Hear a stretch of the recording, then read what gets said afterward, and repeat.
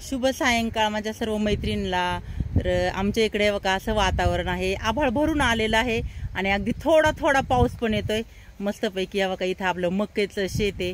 तर अशा दिवसामध्ये मका खूप भारी लागते खायला, कंस उकडून भाजून अशी खातात आणि असं मस्तपैकी मक्याचा देखील प्लॉट आलेला आहे। आणि त्यानंतर मी आहे इकडं आपल्या खालच्या शेतामध्ये उभी मैत्रीण। तर हे बघा हे आपलं आहे टोमॅटोचं खालचं शेत आणि मी आलेले आहे वावरामध्ये कशासाठी, तर मला घ्यायचे आहे कोथिंबीर। तर आपल्याला आज बनवायचं आहे मस्तपैकी तव्यावरती बेसन आणि ते बेसन मध्ये घालण्यासाठी मला लागते कोथिंबीर, म्हणून आलेले आहे आपल्या शेतामध्ये। तर मी तुम्हाला दाखवते। हे बघा आता हे टोमॅटो साईडनी लावलेले आहे मैत्रिणींनो गवार, आणि गवारीच्या कडलाच हे बघा इथे थोडी थोडीशी कोथिंबीर लावलेली आहे कडकडनी। तर अशी कडकडनी कोथिंबीर आहे आणि मला ती घ्यायची आहे भाजीसाठी, बेसन करायचंय म्हणून। तर चला मी आलेले आहे आपल्या शेतात, थोड्या मिरच्या पण लावलेल्या आहे ते कडनी। ही आहे गवार, कारण शेतामध्ये मैत्रीण थोडं असं लावलं ना अगदी आपल्याला भाजीसाठी होतं। आणि आपले हे बघा इकडं आहे टोमॅटो सगळं शेत। आणि आमचं आता टोमॅटोची परत बांधणी चाललेली आहे, कारण एकदा बांधलेत परंतु हे बघा काही फांद्या इकडं तिकडं पडल्या ते, म्हणून हे डबल बांधणी चालू आहे आता। त्यानंतर आपलं थोडं लावलेलं आहे बघा पालकची भाजी, पालक पण लावलेली आहे। आणि इथे आपल्याला दिसतंय मुळा, हे बघा मुळा पण लावलेला आहे। आता मी जरा आपल्या शेतातून कोथिंबीर थोडीशी खुडून घेते, कारण जास्त मोठी झालेली नाहीये, म्हणून आता मी अगदी थोडीशी कोथिंबीर खुडून घेतली मैत्रिणी हे बघा हातामध्येच, कारण जास्त पण नाहीचे कोथिंबीर थोडीशीच आहे, म्हणून म्हटलं चला थोडी कोथिंबीर घ्यावी आपल्याला भाजीसाठी। आणि असं चाले आता मुळा पण दिसतंय, बघते उपटून मोठा झालाय का नाही मुळ्याचं। हे बघा हे मुळा आहे मैत्रिणी। तर मी आता थोडा डबल मुळा आलेला आहे, दोन हे बघा असला मुळा आहे। अजून दुसरा एक उपटून बेत। चला आपल्याला आज भाजीसोबत खाण्यासाठी हे बघा मी हे 2 मुळे उपटलेत। असंच आपण आता घरी जाणार आहे। तर शेताच्या कडेने मैत्रिणी मी अगदी सगळा थोडा भाजीपाला लावलेला आहे। अजून काय भाजीपाला आहे मी तुम्हाला दाखवते। आणि हे बघा साईडनी लावलेला आहे भोपळा, भोपळ्याचा वेल आहे मैत्रिणी।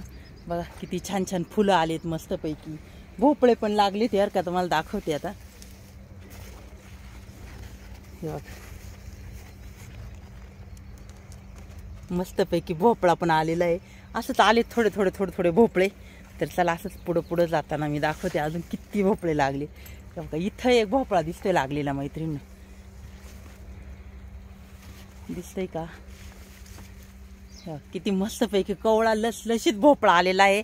आता हा भोपळा एक दिवस तोडून आपण आता उद्या बिद्याच तोडून नेते आणि मस्तपैकी भोपळ घाऱ्या बनवू आपण। बारके पण लागले ते रस्त्याने जाता हे का मी थोडं दाखवते। असं छान भोपळे आले, ते भरपूर आले, मी तर पाहिले नव्हते, अगदी आत्ताच आले।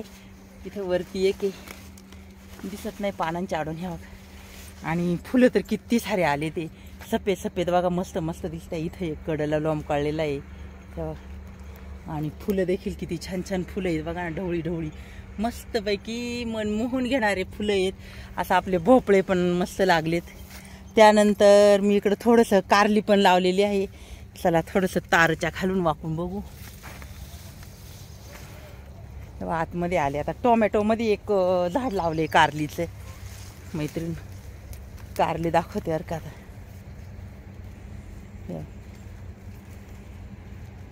आता शिकायला लागले ते मैत्रिणी कारली, इथं कारली पण आलेली आहे। आणि अजून पण काय आहे मी पुढं जात तुम्हाला दाखवते। चला आता गर्दी झालेली आहे झाडांची, किती उंच पर्यंत झाले बघा, माझ्या खांद्यापर्यंत मांडव लागत आहे। त्यानंतर आहे आपली इकडे थोडीशी शापूची भाजी पण टाकली मैत्रीण, तर ती पण मी तुम्हाला दाखवते। शापूची भाजी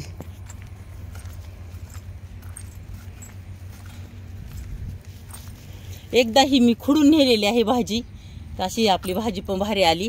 आणि खुडून नेल्यावर कसं आहे मैत्रीण परत ही डबल भाजी फुटती, म्हणून आता आपल्याला परत दुसऱ्यांदा पण आपल्याला उपयोग होणार आहे भाजीचा। त्यानंतर इकडे मस्त आळूची पानं आणि काकडीचेही वेल लावलेले आहे 1-2, कारण आपल्याला खाण्यासाठी काकडी पण येते मैत्रीण. तर हे बघा इथं काकडी पण आहे आलेली. ही काकडी आहे छोटीशीच, इथं काकडी आहे अजून असं ना आतमध्ये. तर चला आजच चालत चालत जाऊ जरा. हे बघा 1-2 काकडीचे पण वेल लावलेले आहे टोमॅटोमध्ये, कारण म्हटलं आपल्याला खाण्यासाठी उपयोग आलेली काकडी. बघा इथं मोठी झालेली काकडी पण आहे. तर ही काकडी पण मैत्रिणी मी तोडून घेते. मस्तपैकी काकडी आहे. तर चला आज बनवायचं आहे आता संध्याकाळचं आपल्याला मस्तपैकी तव्यावरचं बेसन. तर असा आहे आमचा टोमॅटोचा प्लॉट.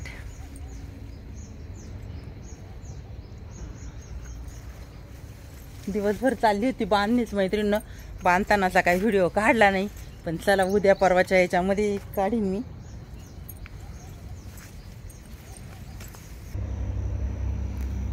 आत्ताच मैत्रिणी आपल्या शेतातून आले मी आपल्या घराजवळ. हे बघा घराजवळ छान वातावरण आहे मस्तपैकी संध्याकाळच्या वेळेसला.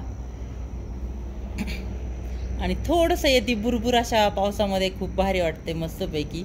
कारण आता जास्त काही पाऊस नाही येत. रात्रीला येते जरा जोराची पहाडी, पण दिवसभर अगदी बुरबुर येते. आणि चला आता आपण वळणार आहोत किचनकडं. तर काय मी तयारी केलेली आहे ते बघणार आहे. तर घरात हे बघा घरामध्ये मी आल्यानंतर मैत्रिणीनं पहिल्यांदा देवपूजा वगैरे आवरून घेतली.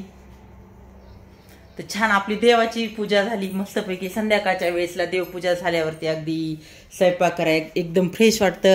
मस्तपैकी देवाची इथं धूप दीप आणि पूजा झाली मस्तपैकी. सुगंध दरवत आहे, छान वातावरण आहे. आणि अशा वातावरणात आता किचनमध्ये मी काय काय तयारी करून ठेवलेले आहे ते मैत्रिणी मी तुम्हाला दाखवते. तर हे बघा आता आपल्या किचनमध्ये आले आणि किचनमध्ये मी तयारी करून ठेवलेली आहे. इथं कांदा कापून ठेवलेला आहे आणि त्यानंतर कोथिंबीर, लसूण आणि हिरवी मिरची. तर सगळं आपलं जे काही बेसनासाठी साहित्य लागते ते रेडी करून ठेवले. तर चला पटपट आता आपण आवरून घेऊ. तर मी आता मैत्रीण आपल्या गॅसवरती तवा तापाय ठेवलेला आहे. त्याच्यामध्ये जरा तेल टाकून घेणार आहे. तर छानपैकी 1-1.5 वगळी मी तेल टाकून घेते. आणि तेल आपलं जरा थोडंसं तापून देऊ. आणि मग तेल तापल्यानंतर त्याच्यामध्ये टाकणार आहे जिरी मोहरी. तर हे बघा एवढीशी मोहरी टाकून घेते मी. अजून तेल तापते थोडंसं जरा.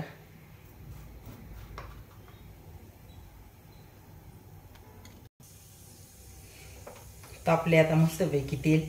त्यानंतर एवढीशी मी जिरी टाकून घेणार आहे. मोहरी जिरी झाल्यानंतर जो काही लसूण मी सोलून ठेवलेला आहे तो लसूण.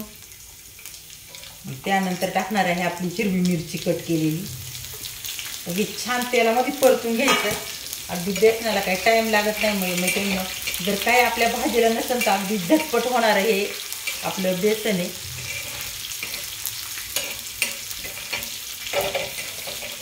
त्यानंतर कांदा टाकून घेणार आहे मैत्रिणी मी. तर जो काही आपला कांदा आहे ना तो परतून घ्यायचा मस्त. 5 मिनिटं कांदा परतून देऊ. कसं टाकलेलं आहे परतवायला कांदा.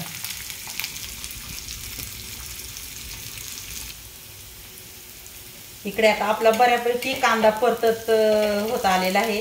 आणि कांदा परतवण्यासाठी मैत्रिणी जरा मीठ टाकायचं. जे काय आपल्याला बेसनासाठी मीठ लागतंय ना तर एवढं मी चवीनुसार मीठ टाकून घेते. कारण मीठ टाकल्यावर आपला कांदा पटकन परतून होतो. तर चला आता थोडासा बाकी आहे तोपर्यंत मी जरा आपलं बेसन पीठ खळून घेणार आहे. तर हे बघा एवढं ह्या पितळीमध्ये बेसन पीठ घेतलंय. आणि आता हे असं कालून घ्यायचं एकत्र करून. अगदी झटपट होणारी आणि एकदम छान तव्यावरचं बेसन तर एकदम भारी लागतं मैत्रिणींनो. तर असं मस्तपैकी आता मी थोडंसं खळून घेते हे बेसन. हे बघा आता अगदी मस्तपैकी खळून झाले. सगळ्या गोळ्या पण फुटलेल्या आहे ते. आणि आता ह्या कांद्यामध्ये आता हे टाकून घ्यायचं आहे. तर हे बघा इकडे मस्तपैकी कांदा आपला परतून झालेला आहे. मैत्रिणी जास्त दाबून पण द्यायचं नाही कारण करपट आपलं बेसन लागतं. आणि त्यानंतर मी सगळ्यात शेवटी टाकत आहे हळद. कारण हळद पावडर आधी जर टाकली तर ते जळण्याची शक्यता असते, म्हणून एकदम मी लेटच हळद पावडर टाकते. हे बघा किती मस्त आपलं आता हे मिश्रण एकदम परतून झालेलं आहे.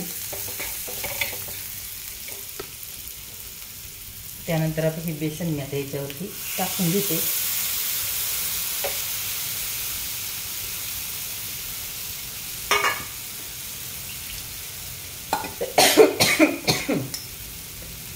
सगळ्यात शेवटी थोडस खालून झालं का मग टाकणार आहोत कोथिंबीर, कारण कोथिंबीर टाकल्यानंतर हे बेसन एकदम टेस्ट भारी येते.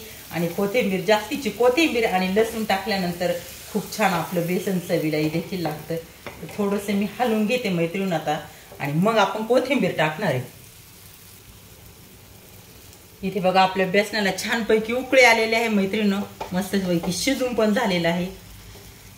आणि त्यानंतर आता मी वरतून टाकत आहे कोथिंबीर. जास्तीची कोथिंबीर टाकायची, एकदम छान बेसन लागतं. कोथिंबीर जास्त असेल ना तर चवीला एकदम भन्नाट अशी आपली मस्तपैकी तव्यावरच्या बेसनाची रेसिपी आहे मैत्रिणी आज.